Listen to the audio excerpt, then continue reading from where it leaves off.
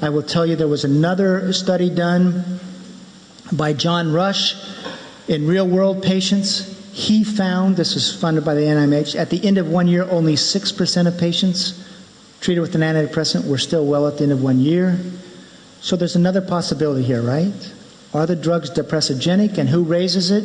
It's an Italian, Giovanni Fava. In 1994, he's an editor of this journal, and read it and see if you recognize what he's talking about.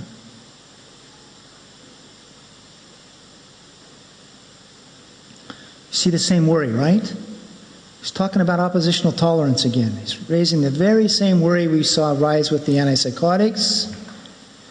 So he raises this, by the way, in 1995. A very famous the person I talked about earlier today, Ross Baldessarini from Harvard Medical School, says, "Thank you, Giovanni Fava. I'm glad you raised this. It's really unpleasant to think about this, but we need now to consider this. This is a valid concern." Then another famous American psychopharmacologist named Donald Klein actually writes a public letter to Giovanni Fava that says this: "Please stop asking this question. No one cares. The NIMH doesn't care. The drug companies don't care. No one's going to fund it so we can answer it. So please stop asking the question," which is sort of a betrayal of impatience, I think. Giovanni Fava writes back and says, "Okay, maybe you in the U.S. don't care about this, but we in Italy do, and we're going to keep on asking this question." And in fact, he has now for 20 years, and watch where it leads. So, next question is this. Let's look at every study we can find today that has a non-medicated group versus a medicated group. Now, there are going to be limitations to these studies. These are going to be naturalistic studies. They're not going to be randomized. So that has all that limitations. But maybe we can see some difference in the course, okay? Let's see what happens today. Now, this is a 10-year study done in the Netherlands. If you look at the medicated group, you know what? Outcomes are pretty good here.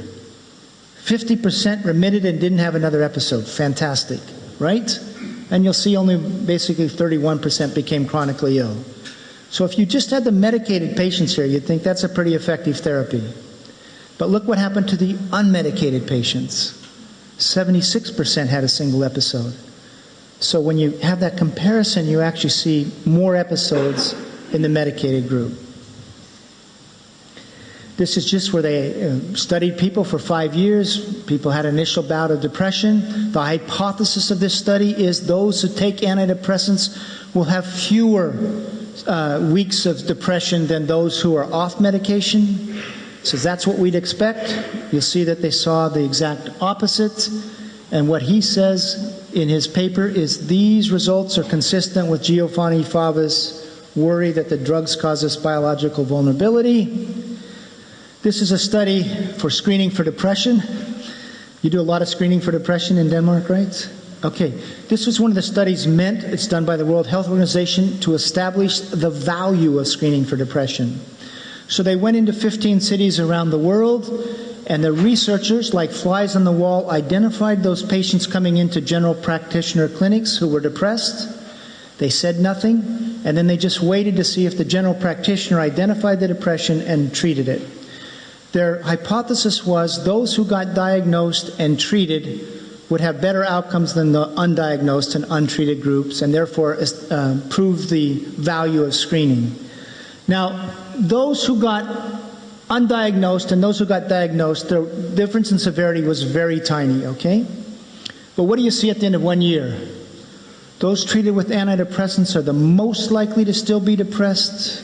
The least likely was those undiagnosed, no drug, or diagnosed, no drug. So you'll see in this study, as they said, this does not establish the value of screening for depression, because those got diagnosed had worse outcomes. There is one thing really interesting in this study. Initially, on a time course, the medicated patients get better faster than the unmedicated patients. But then after about 3 months, they just sort of go like this, whereas the unmedicated patients kept getting better. So if you would have stopped this study after 3 months, it would have established the value of screening.